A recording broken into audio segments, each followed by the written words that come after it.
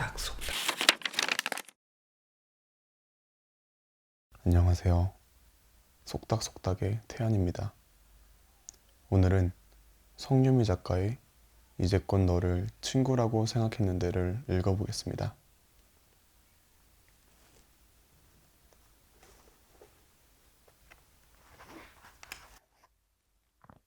마음이 불편하다면 당신은 착한 것이 아니다. 그 친구는 매번 나와의 약속에 늦는다. 손해보는 관계에서 벗어나지 못하는 사람들이 자주 꺼내는 주제 중 하나가 약속 시간이다. 굉장히 사소해 보이지만 약속 시간만큼 두 사람의 사이를 분명하게 정의하는 기준도 없다. 왜 그럴까? 바로 종속 효과 때문이다. 기다리는 사람은 가치가 덜한 존재가 되는 반면 늦게 오는 사람은 상대의 시간을 좌지우지할 만큼의 영향력을 쥔 사람이 된다. 만남이 이뤄지기 전부터 둘 사이가 갑을관계로 정립되는 셈이다. 마치 소개팅이나 어떤 모임에서 스타가 제일 마지막에 등장하는 것처럼 말이다. 지인 씨는 약속할 때마다 늦는 친구 때문에 힘들다고 토로했다. 지인 씨는 친구는 10번을 만나면 8번은 늦었는데 때로는 20분, 때로는 40분씩 늦곤 했다. 문제는 기다리는 시간보다 그 친구의 태도였다. 지인 씨 친구는 자신이 늦는 것에 대해 전혀 미안해하지 않았다. 다른 사람들 같으면 역에서 제동을 걸거나 본인도 3, 40분 늦게 나오는 식으로 형평성을 맞추려 들 것이다. 그러나 지인 씨가 내놓은 방책은 딱 약속 시간보다 10분 정도 늦는 것이었다.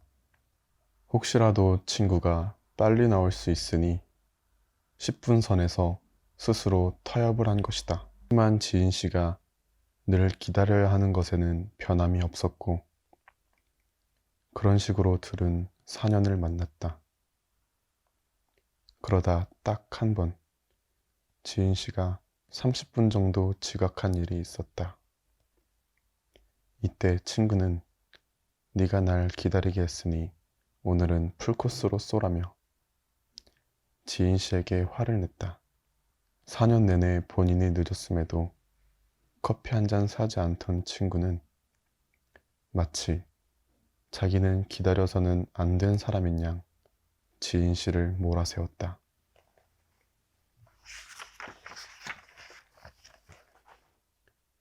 다른 사람에게 피해를 주는 순간 나에게 처벌이 가해진다. 참기만 하고 친구가 하라는 대로 한 지인 씨는 착한 사람일까? 아니다. 이런 상황이라면 자신이 늦은 것에 대해서는 사과하되 친구의 태도에 대해서는 화를 내거나 서운한 티를 내는 것이 맞다. 그럼에도 지인 씨는 어떻게 행동했을까? 풀코스로 쏘는 것은 물론 다시는 늦지 않겠다는 약속까지 하고 자리에서 일어났다. 제3자가 보기에 네가 호구냐? 따져 묻고 싶지만 어쩌겠는가? 이것이 초자아가 강한 사람의 특징이다. 지인 씨의 마인드는 이렇다. 내가 기다리는 것은 괜찮지만 상대가 기다리는 건 싫다. 남에게 피해를 주는 일은 죽기보다 싫다. 차라리 내가 기다리자. 정신분석에서는 이런 생각을 타인에게 피해를 주는 순간 초자아의 처벌에 시달린다라고 표현한다. 착한 척, 이해한 척이 아니라 정말 착해야 마음이 편해진다. 단, 여기서 말하는 착함이란 우리가 말하는 선악에서의 선이 아니다. 양심에 찔리지 않는 범위 내에서 의사결정을 내리고 남에게 피해를 입히지 않고자 하는 일종의 자기만의 질서다. 지인 씨는 친구와의 관계에서 이것을 지키고자 분투했다. 그러나 친구의 이기적인 태도를 더는 견디지 못하고 두 손을 든 것이다. 이쯤에서 분명히 짚고 넘어가자. 지인 씨처럼 심리적 모범생이 있다면 늘 다른 사람에게 양보하고 먼저 가서 기다리는 것을 미덕으로 삼는 이가 있다면 가슴에 손을 얹자. 그런 다음 스스로에게 묻자. 이런 선을 행할 때 마음 한구석이 불편하지 않은가? 마음 한편이 불편하다면 정말로 착한 게 아니다. 아니, 이런 상황에서는 착해서는 안 된다. 이것을 인정해야만 다음 단계로 나아갈 수 있다. 나는 상담 끝에 지인 씨에게 중요한 결론을 한 번 더 일렀다. 좋은 관계를 만들기 위해서는 나름의 질서와 기준을 정하고 지키는 일도 중요하지요. 하지만 불편한 시그널이 왔을 때 제때 알아차리는 일도 그 못지않게 중요합니다. 당하면서도 당하는 줄 모른다. 꼭 기다리고 양보를 해야만 좋은 사람일까요? 무슨 말씀이세요?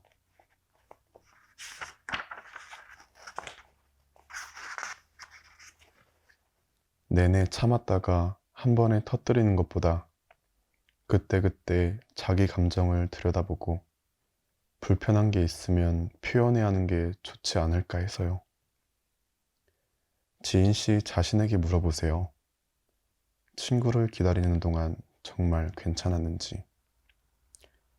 지인 씨가 세운 관계의 질서가 자신에게 어떤 영향을 주는지에 대해서요.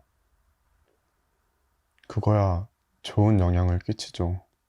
상대를 기다리게 하는 사람은 이런 질서에 대해 생각을 아예 안 하잖아요. 자기 생각만 하고. 물론 그렇죠. 그건 그거대로 따로 정리할 필요가 있어요. 그런데 오늘은 지인 씨에게만 초점을 맞출게요. 40분이나. 그것도 매번 친구를 기다렸을 때 사실 마음이 괜찮지 않아야 정상이거든요.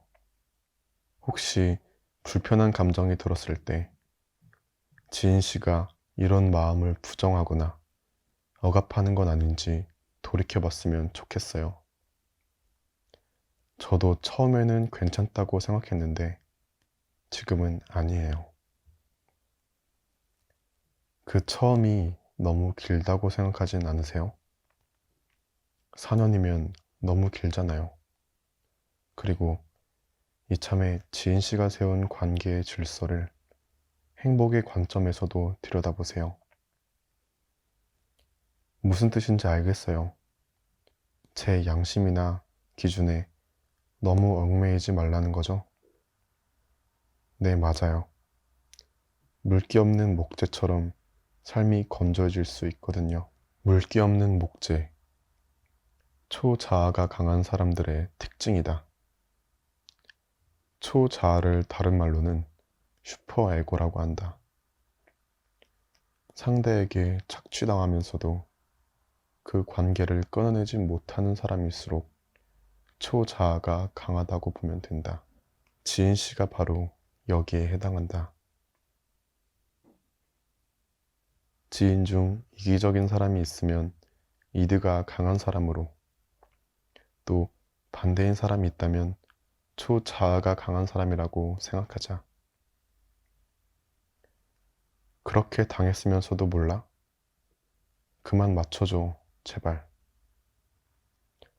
초자아가 강한 사람은 아무리 이런 얘기를 해주어도 꿈쩍하지 않는다. 노상 상대에게 이용을 당함에도 분노를 잘 느끼지 못한다.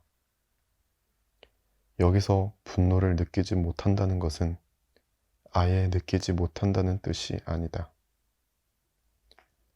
남들이 보기엔 분명 10 정도의 레벨로 화를 내야 함에도 2에서 3 정도만 내고, 게다가 자신이 화를 냈다는 사실에 대해 자책감을 느끼는 것을 말한다.